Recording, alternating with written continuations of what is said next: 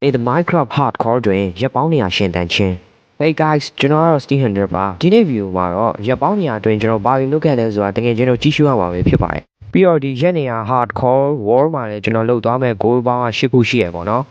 villager တွေကို zombie တွေရန်ကနေကာကွယ်ဖို့ကြီးမားတဲ့မဟာတိုင်းကိုစောက်ပေးမှာပဲဖြစ်ပါတယ်ကျွန်တော်ရဲ့ number 2 plan လေးအားကြတော့ survival base ကိုအကောင်းဆုံးစောက်သွားမှာပဲဖြစ်ပါတယ်3 plan build nether portal နံပါတ်4ပန်းနိုင်မှာကြတော့ automatic farm တွေကိုစောင့်မှာပဲဖြစ်ပါတယ်5 goal မှာကြတော့ dragon နဲ့ wither ကိုတပြိုင်တက်သွားမှာပဲဖြစ်ပါတယ်6 goal မှာကြတော့ ocean moment နဲ့မိုက်တောင်းပေါင်းများစွာမှာရှိတဲ့ wood mansion ကိုတွားတိုက်သွားမှာပဲဖြစ်ပါတယ် goal 7မှာကြတော့ full enchanting netherite armor တွေကိုရအောင်လုပ်သွားမှာပဲဖြစ်ပါတယ်နောက်ဆုံး goal မှာကြတော့ Minecraft ထဲမှာအကျဉ်းဆုံးအခက်အခဲဆုံးဖြစ်တဲ့ Warden ဆိုတဲ့အကောင်ကြီးကိုတွားရောက်တိုက်ခိုက်သွားမှာပဲဖြစ်ပါတယ်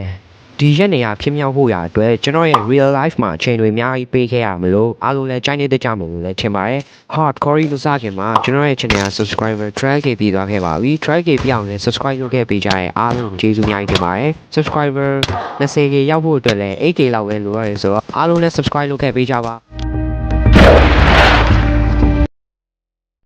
နေမို့ကြတော့ day နေရ hardcore world ဆိုပြီးတော့နာမည်ပေးလိုက်ပါတယ် texture တွေ resource တွေထည့်ပါတယ်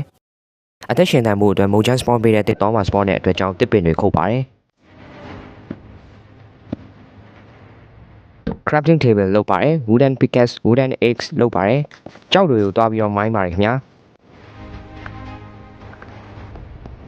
အစားအစာတွေကိုတွားရှာပါတယ်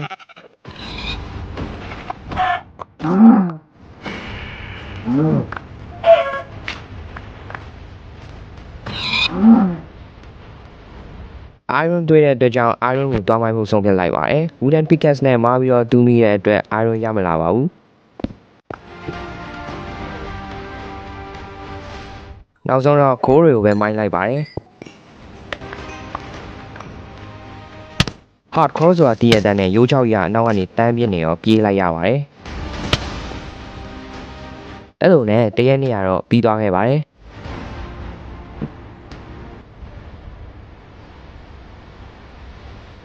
မနေ့မိုးလင်းတော့ကျွန်တော်အတင်းပြစ်နေတဲ့အဲ့ရိုးချောက်ကိုတွားရောက်ကလေးစားချေဖို့ဆုံးဖြတ်လိုက်ပါတယ်ကျွန်တော်ရည်ရွယ်ချက်ကတော့ရွာကိုတွားရှာဖို့ပဲ village တွေကိုတွေ့တဲ့အချိန်ကြလို့ရှိရင်မဟာတိုင်းလို့စောက်ပေးဖို့ပေါ့နော်ကျွန်တော်ခရီးကိုစိန်ရင်လည်းလမ်းမှာစားဖို့ကအစားအစာတွေကိုလည်းချက်ခဲ့ပါတယ်ရှေ့မှာ giant cave ကိုကျွန်တော်တွေ့ရဒါပေမဲ့ဒါ hardcore ဆိုတော့ရှောင်လိုက်ပါတယ်အသွားကောင်းအောင်ဆိုပြီးတော့လည်းကုသိုလ်လေးတွေနည်းနည်းလုပ်ခဲ့ပါတယ်ဒီပန်တာကအကောင်သာကြီးနေရသူများကြွေးရဆိုရင်ခွန့်စားနေုံပဲအဲ့လိုနဲ့ကျွန်တော်ညရောက်တော့ညအိတ်တော့မယ့်အချိန်မှာ creeper ကြောင့်အသက်ကတဒိုး